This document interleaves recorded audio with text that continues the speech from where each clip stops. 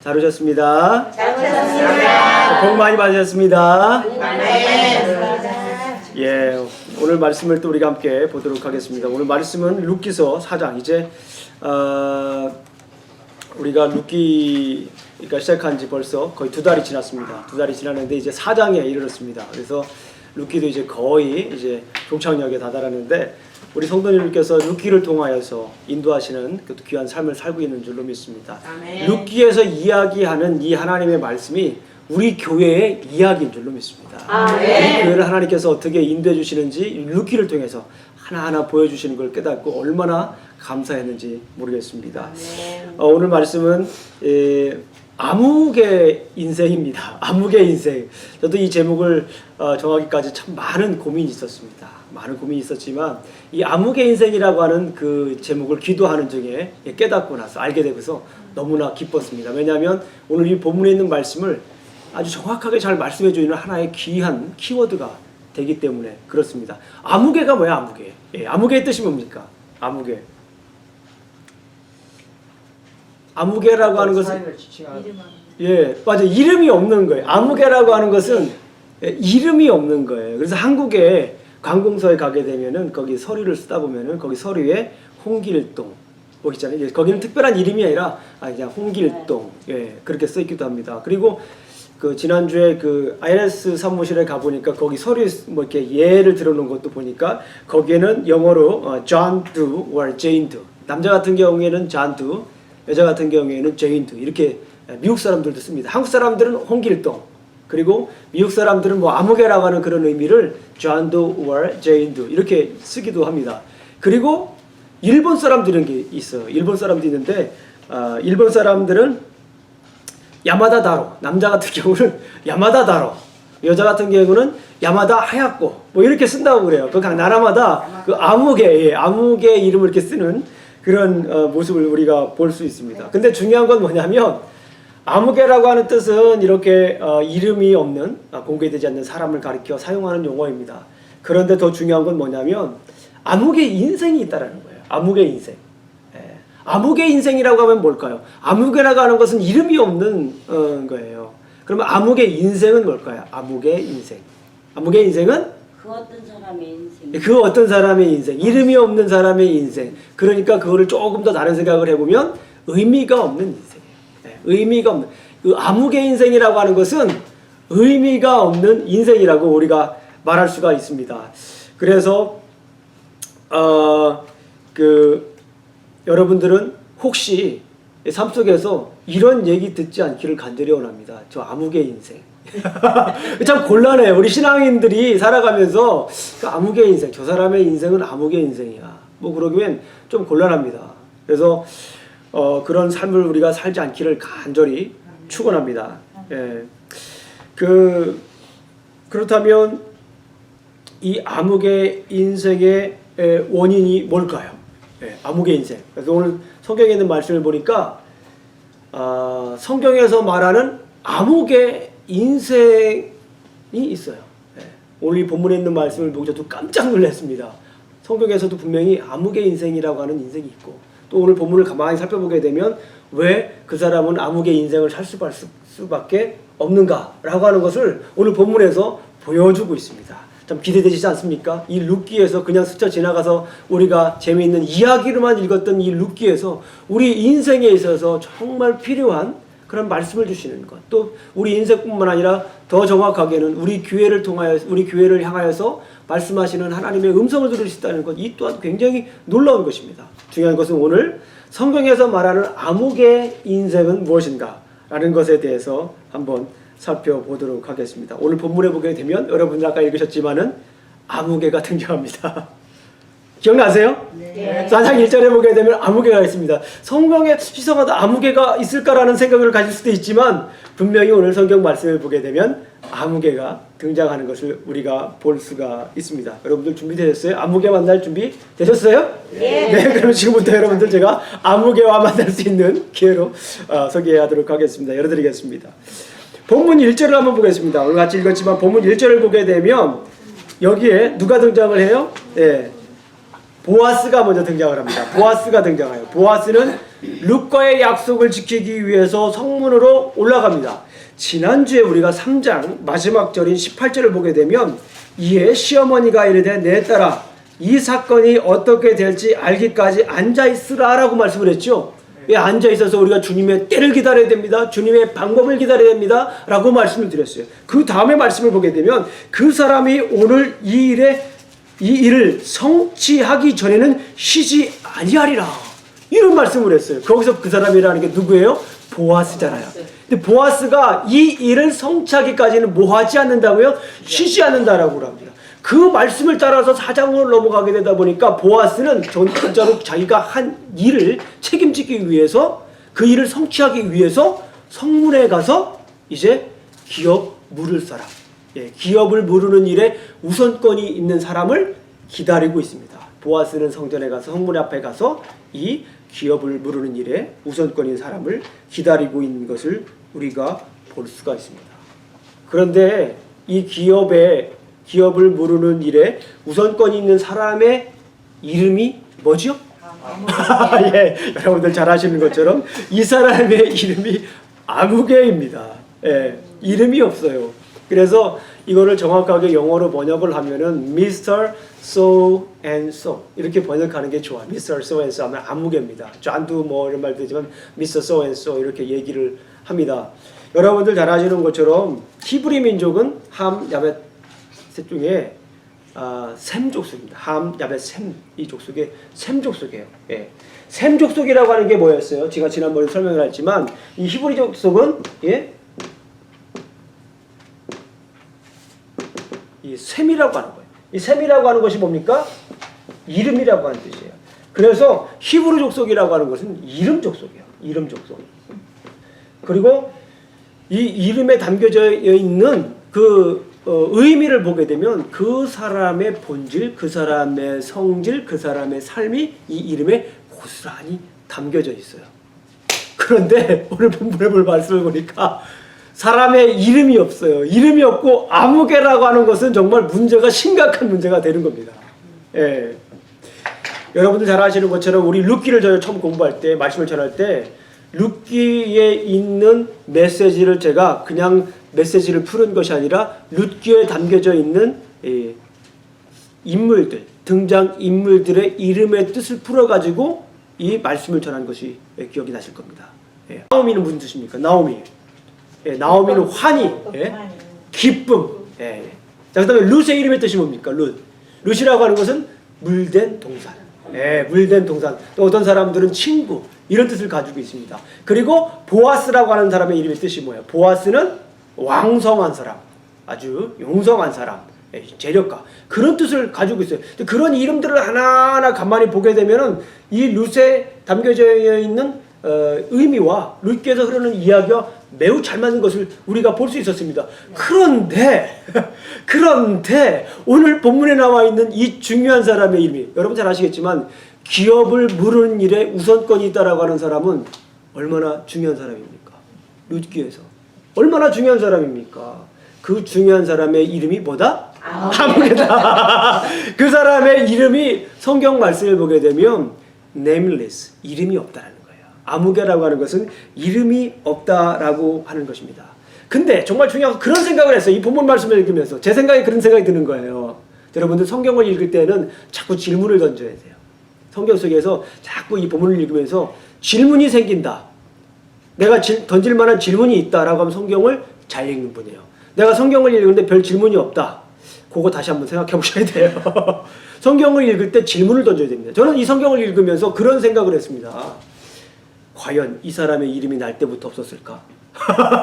이름이 이스라엘 백성들이 셈 족속인데 과연 이 사람의 이름이 날 때부터 없었을까? 혹은 그런 생각이에요.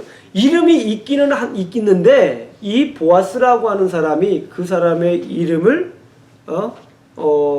몰랐을까? 그런 생각이 들더라고요. 여러분들 생각해 보시면 아시겠지만 보아스보다도 기업을 무르는 일에 우선권이 있다라고 하는 것은 뭐예요? 보아스와 매우 가까운 친척이다. 가까운 친족이다라는 거예요.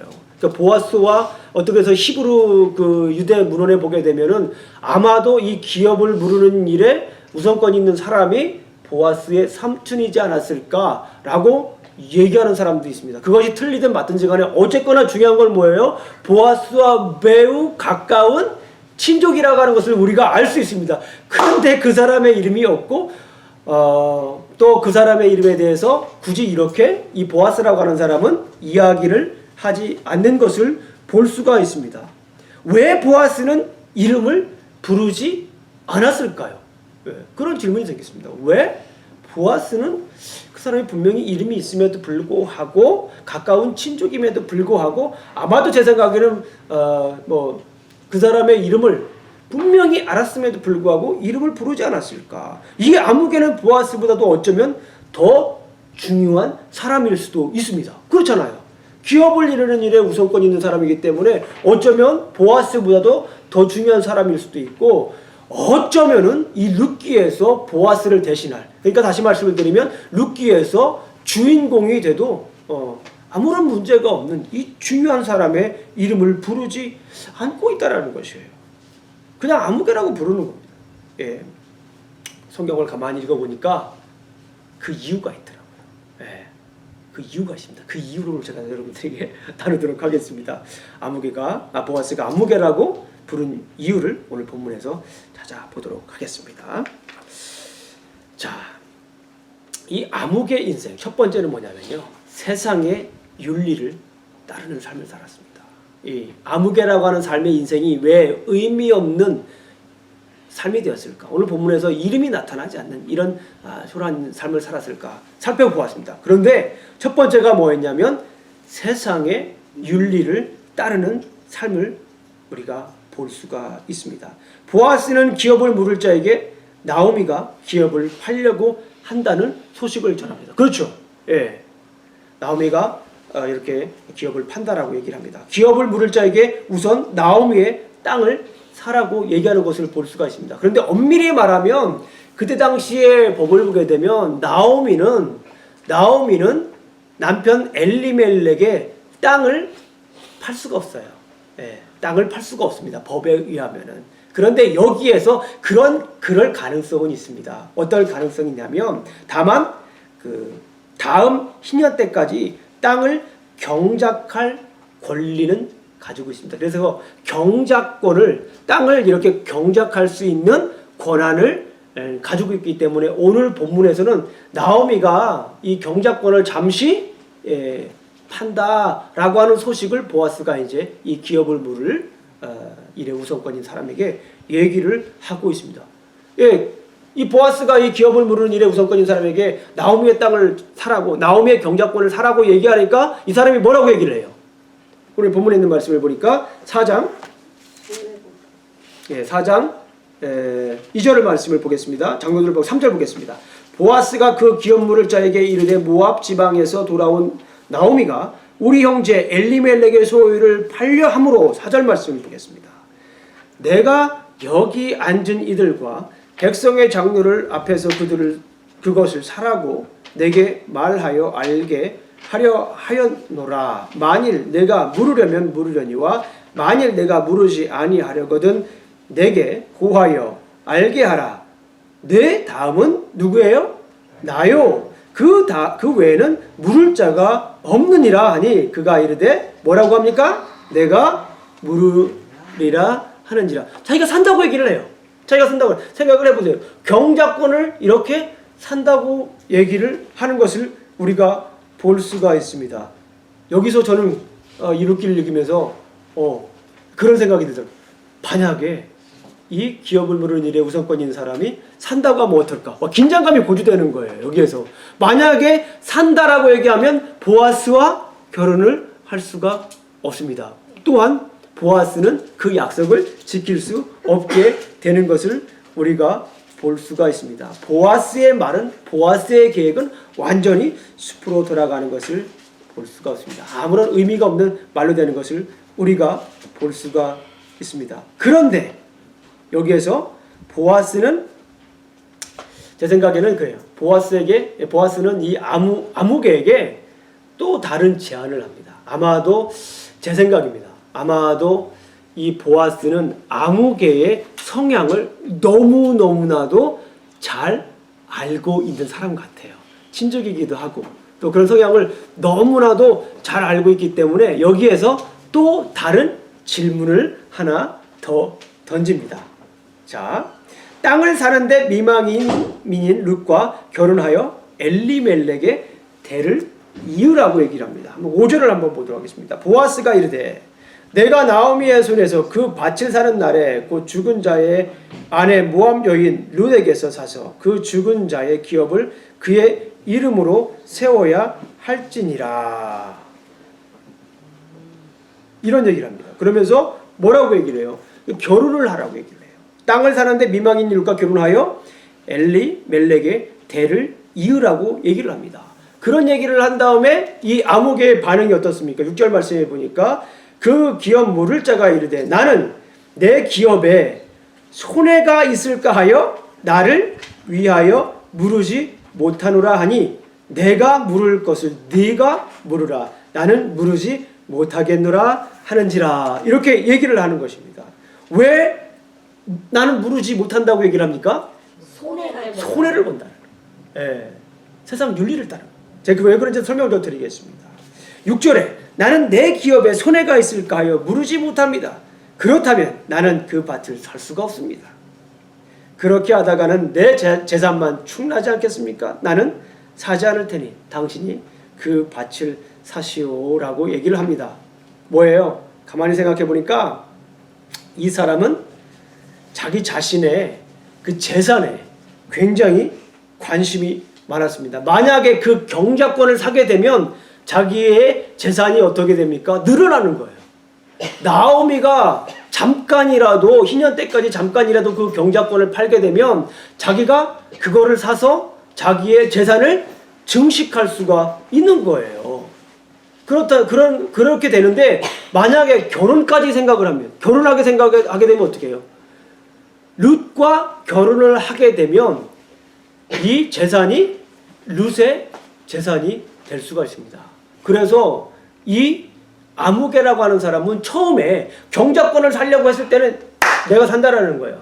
그런데 룻하고 결혼을 하라고 그러니까 뭐라고 그래요? 나는 살 수가 없다라고 얘기를 하는 거예요. 세상의 윤리를 그대로 따라가고 있는 것을 우리가 볼 수가 있습니다. 그래서 유대 문헌에 보니까 이 아무개라고 하는 사람이 이런 고백을 했을 것이다 라고 하면서 이 본문을 이렇게 해석했습니다. 예, 아무개의 고백입니다. 하늘은 내가 룻을 취하지 못하게 막을 것이며, 예, 하늘 생각을 자기가 얘기하는 거예요. 이 아무개가 나 또한 내 씨를 오염시키지 않겠노라. 모압 여성과 혼인하는 죄를 저질렀다는 이유로 죽진 않더라도 내 자녀들은 고통을 겪을 것이다. 나는 자녀의 품격을 깎아내리는 짓을 하지 않겠다라고 이렇게 얘기하는 것을 볼 수가 있습니다. 이 아무개라고 하는 사람이 얼마나 이 세상적인 윤리를 따라 사는 삶인지 우리가 이해를 할 수가 있습니다. 자기 재산을 증식하려고 했다가 재산을 증식하려는 것이 별 의미가 없는 것처럼 보이니까 이제 재산을 그 기업을 무르지 않겠다라고 얘기를 하는 것을 볼 수가 있습니다. 결국 아무개는 세상의 윤리를 따랐고 조금 더 살펴보니까 이 아무개라고 하는 사람은 세상의 뭐를 따랐다? 원리를 따랐다. 이 아무개라고 하는 사람은 세상의 윤리를 따랐어요. 이 아무개라고 하는 사람은 또 보니까 세상의 원리를 따랐습니다. 어떻게 그 원리를 따랐는지 한번 살펴보도록 하겠습니다. 가나안 사람들의 원리를 따르고 있는 것을 볼 수가 있습니다. 힘겨운 광야 생활, 이스라엘 백성들을 한번 생각해 보세요. 그 얼마나 힘든 그 광야 생활을 지났어요.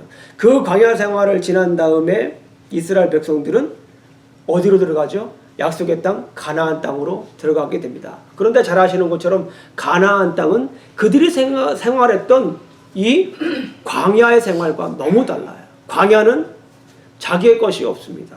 사막입니다.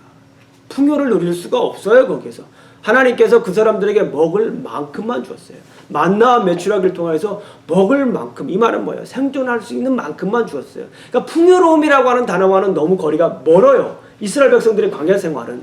그런데 이스라엘 백성들이 광야 생활을 마치고 어디로 가요? 가나안 땅으로 들어가니까 가나안 땅에 정착하면서 이 사람들이 살면서 뭐라고 하는 것을 경험해요? 풍요로운 삶을 경험하게 되는 거예요. 거기에서 나오는 여러 가지 풍요로움을 경험하게 됩니다. 다시 말씀을 드리면 지난번에 말씀을 드렸지만 가나안에 있어서 이 풍요를 관장하는 신이 누굽니까? 바알이라고 하는 신이에요.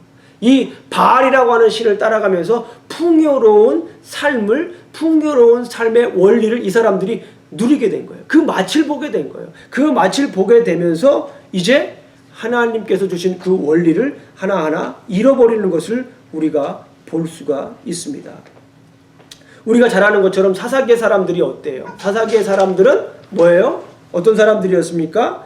하나님의 말씀대로 살다가 점점 어떻게 됩니까? 나름대로의 삶을, 말씀대로, 이 처음에 정착했을 때는 하나님의 말씀대로 살았어요. 우리가 사사기에서 1장에 있는 서론의 첫 번째 1장에 나와 있는 거 살펴봤지만 첫 번째는 하나님께서 물어보는 거, 하나님께 물어보는 거예요. 우리가 올라가니까 누가 먼저 올라가야 됩니까? 라고 물어보잖아요. 그런데 하나님께서 말씀하시잖아요. 유다가 먼저 올라가라고. 하나님의 말씀을 들어요. 하나님의 말씀대로 살아요. 그런데 이 사사기에 있는 사람들이 점점점 지나면서 어떻게 됩니까? 하나님의 말씀을 버립니다. 바알의 말을 따라가게 됩니다. 왜 그렇습니까? 바알이 풍요를 준다고 생각했기 때문에 점점 이 바알의 말을 따라가면서 자기 나름대로 살아가게 되는 것이 당시 사람들의 모습이었습니다. 처음에는 하나님을 섬기다가 그렇게 되니까 어떻게 돼요? 우상도 섬깁니다. 하나님도 섬기고 우상도 섬깁니다. 이걸 제가 전문적인 용어로 뭐라고 그랬어요? 싱크레티즘이라고 얘기를 했어요. 혼합주의예요. 좀 더 전문적인 용어로 뭐라고 했습니까? 양다리. 하나님도 섬기고 뭐예요? 하나님도 섬기고 뭐예요? 우상도 섬기는 거예요. 하나님도 섬기고 우상도 섬기니까 그들 생각에는 그래요. 나는 하나님 믿어요. 그렇잖아요. 나는 하나님 믿으니까 하나님 안 믿는 사람이 아니거든요. 나는 하나님도 믿어요. 그런데 중요한 건 뭐예요? 세상에 있는 바알도 섬기는 것을 우리가 볼 수 있어요. 싱크레티즘이라고 해요. 혼합주의. 정말 무서운 거예요. 내가 하나님도 믿고 세상도 따르는 거예요.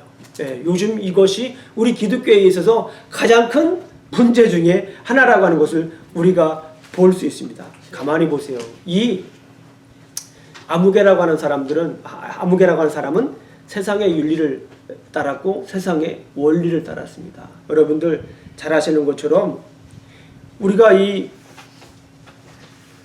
룻기를 이해할 때 중요한 하나의 원리가 있습니다. 제도가 있습니다. 그것이 뭐였죠? 이 기업을 부르는 고엘 제도라고 했습니다. 이 고엘 제도가 뭐예요? 구속하는 거예요. 회복하는 거예요. 다시 찾아주는 겁니다.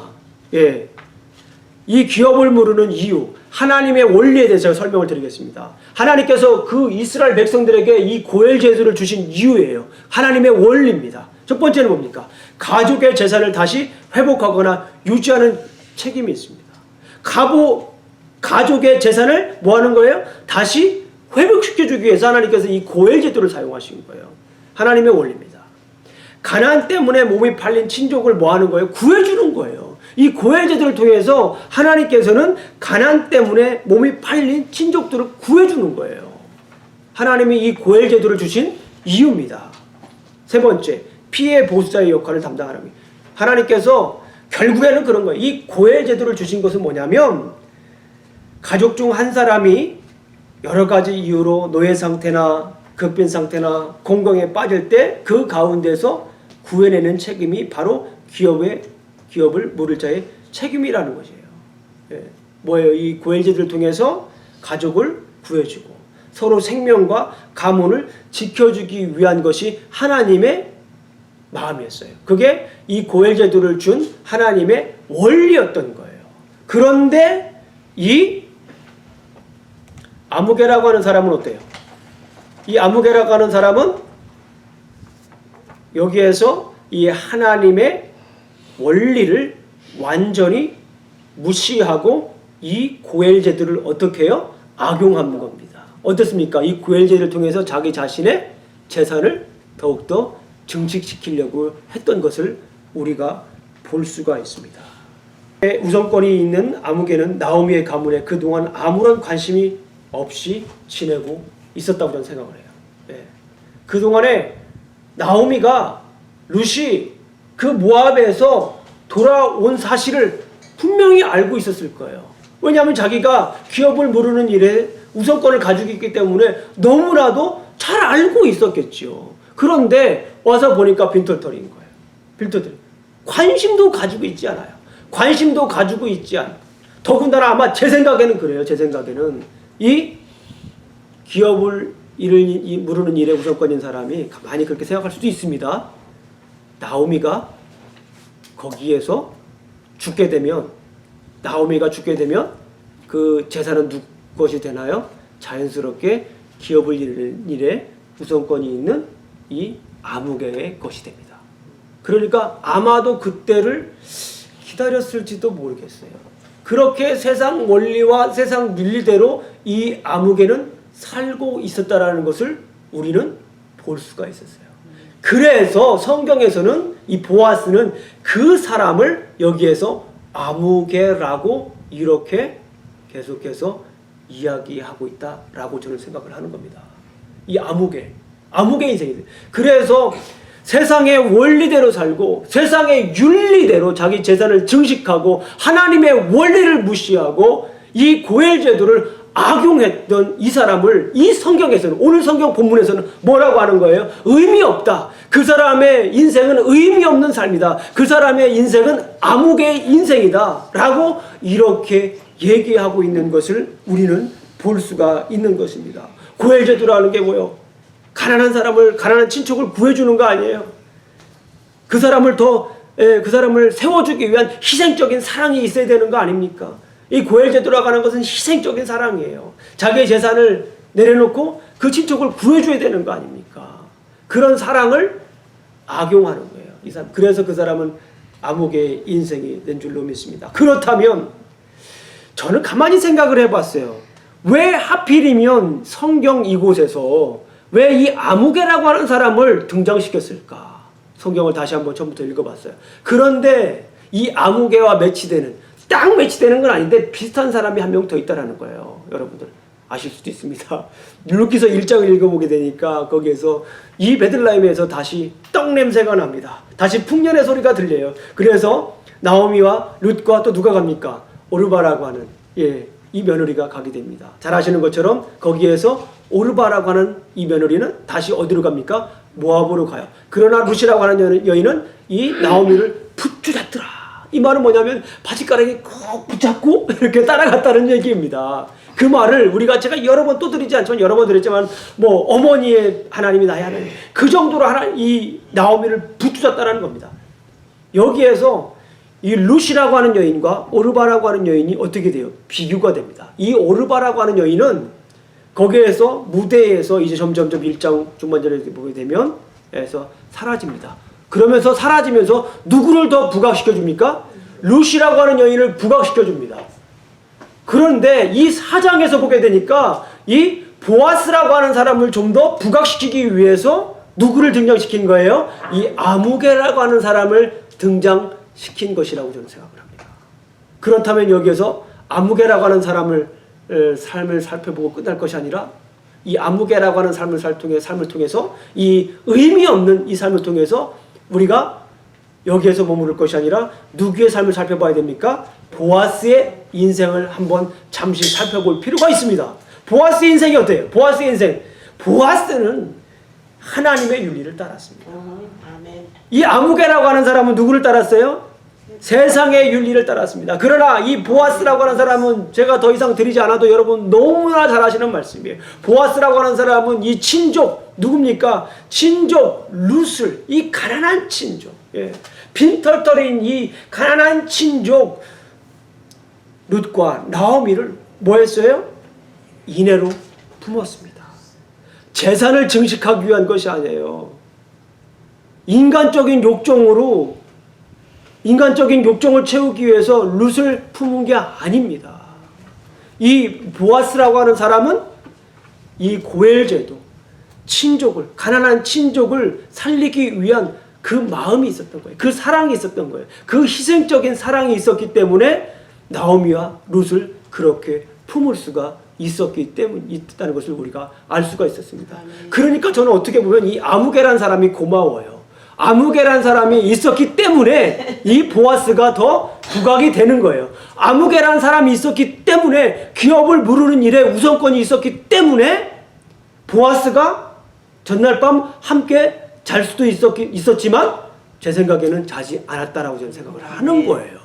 이 아무개라는 사람이 매우 중요합니다. 여기에서 이 보아스라고 하는 삶을, 보아스의 인생을 조금 더 맛깔스럽게 조금 더 부각시키고 있는 것을 우리가 볼 수가 있는 거예요. 두 번째, 이 보아스라고 하는 사람은 누구의 원리를 따랐어요? 아무개라고 하는 사람은 세상의 원리를 따랐습니다. 이 고엘제도를 악용했던 것을 우리가 볼 수 있어요. 그런데 이 보아스라고 하는 사람은 어떻게 했습니까?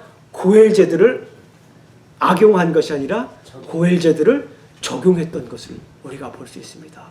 그 가난한 친족을 어떻게 했어요? 찾아가서 그 룻의 인애를 보고 그 마음을 보고 이 보아스는 그 룻을 아무런 조건 없이 품었던 것을 우리는 볼 수가 있습니다. 자기가 어쩌면은 그 룻과 결혼을 하게 되면 엘리멜렉의 자손이 되는 거예요. 엘리멜렉의 계대를 이어주는 것이 아닙니까? 예, 엘리멜렉의. 그리고 그 아까 봤지만 그 많은 그 재산도 이제 엘리멜렉의 재산이 될 수도 있어요. 아이를 낳으면 그 아이가 달라고 하면 줘야 돼요. 그렇잖아요. 이런 모든 것들을 다 포기한 거예요. 이런 모든 것들을 다 내려놓고 누구의 원리를 따라서? 하나님의 원리를 따라서, 하나님의 윤리를 따라서 이 보아스는 룻을 품었던 것을 우리가 볼 수가 있습니다. 아멘. 여기에서 보아스를 우리가 이렇게 생각했어요. 단순히 보아스는 여기서 가만히 생각을 해보니까 누구의 사랑이에요? 보아스는 하나님의 사랑인 것을 우리가 알 수 있어요. 그럼에도 불구하고 우리를 품어주는 하나님의 사랑을 우리가 알 수가 있다는 거예요. 보아스는 이 본문에 있는 말씀을 보게 되면 보아스는 누구의 사랑이에요? 하나님의 사랑을 우리가 볼 수가 있는 것입니다. 우리는 어때요? 그렇다면 우리는 어떻게 해야 돼요? 뭐 본문에 있는 말씀을 보게 되면 아무개는 자신의 이익을 위해 기업을 물을 것을 포기했지만 보아스는 인애로 룻을 품고 기업을 물게 됐습니다. 그렇기 때문에 우리는 어떻게 해야 돼요? 그리스도인은 우리는 인애로 어떻게 됩니까? 사람을 품어야 될 줄로 믿습니다. 저는 이 말씀을 준비하면서 참 품어주시는 하나님을 참 많이 경험했습니다. 어떻게 하시는 하나님이라고요? 품어주시는 하나님. 아멘. 그러면서 저희가 떠오르는 것이 있어요. 참 이렇게 품어주신 하나님, 어머니 생각도 나고 아버지 생각도 나고 때로는 제가 힘들 때 어려울 때 저를 위해서 기도해 주셨던 장인 장모님도 생각이 나고 또 저를 위해서 기도해 주셨던 우리 성도님들도 생각이 나고 여러 생각이 났는데 저는 시기가 시기인 만큼 앤더슨 밀 베프티스트 처치가 생각이 나더라고요. 앤더슨 밀 베프티스트 처치에서 김영중 목사가 이뻐서 후원교회가 되신 줄 생각하십니까? 그것도 맞아요. 김영중 목사가 이뻐서라기보다는 우리 교회 성도님들 얼굴 하나도 본 것도 아닙니다. 그럼에도 불구하고 앤더슨 밀 베프티스트 처치에서는 우리를 뭐 했어요? 품어줬어요. 누구의 사랑으로? 하나님의 사랑으로. 하나님의 사랑으로 우리를 품어주셨어요. 얼마나 감사한지 몰라요. 저는 그 소식을 듣고서 얼마나 감격하면서 막 눈물 나고 언제 앤더슨 밀 베프티스트 처치 목사님 앞에서 나중에 인사를 하는데 정말 앤더슨 밀 베프티스트 처치의 패서 라드 마이너 교수 그 목사님도 뭐 눈물을 글썽글썽거려요. 저도 막 눈물을 글썽글썽거렸어요. 무엇 때문에? 그분들에게 있어서는 부담이에요. 그분들에게 있어서는 하지 않아도 된다고 해도 돼요. 그럼에도 불구하고 그분들이 예스한 이유가 뭡니까? 하나님의 사랑 때문에. 이 보아스처럼 룻을 품는 사랑, 이 앤더슨 밀 베프티스트 처치처럼 우리 교회를 품는 사랑, 그것이 뭐예요? 하나님께서 우리를 품는 사랑인 줄로 믿습니다. 아멘. 저는 그런 생각이 들었어요. 앤더슨 밀 베프티스트 처치 너무 감사하죠. 그래서 너무 감사하기 때문에 그곳에서 가급적이면 오래오래 있어야겠다. 2년 전에 나온다. 예. 2년 안에 우리가 나와야 돼요. 어떻게 됩니까? 몇 년 안에? 2년 안에 우리가 나와야 됩니다. 2년 안에 나와서 우리가 뭘 해야 됩니까? 우리도 개척을 갖는다. 예, 앤더슨밀 베프티스트 처치처럼 하나님의 사랑을 품고 우리처럼 예배 처소가 필요하고 예배 장소가 필요하고 도움이 필요한 교회를 우리가 품어야 될 줄로 믿습니다. 아멘. 아멘. 이 보아스의 사랑을 가지고 우리가 이제 품어야 됩니다. 보아스의 사랑처럼 이 하나님의 사랑처럼 우리에게 그런 품는 사랑이 없다면 그런 넉넉한 사랑이 없다면 우리의 인생은 어떤 인생이 되는 겁니까? 아무개. 아무개 인생이 되는 것입니다. 여러분들은 보아스처럼 하나님의 윤리대로 하나님의 원리를 가지고 세상을 주위 있는 사람들을 품으며 사시길 주님의 이름으로 축원합니다. 아멘. 기도하시겠습니다. 하나님 아버지 감사합니다. 오늘도 이렇게 우리가 말씀을 나눴습니다. 우리는 이제 보아스처럼 하나님의 윤리, 당신의 윤리를 따르겠습니다. 그러면서 세상에 많은 사람들을, 우리가 만나는 사람들을 품으며 살겠습니다.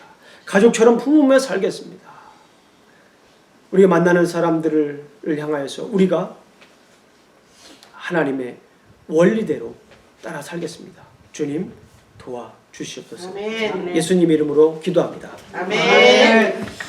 할렐루야. 주여 땡큐.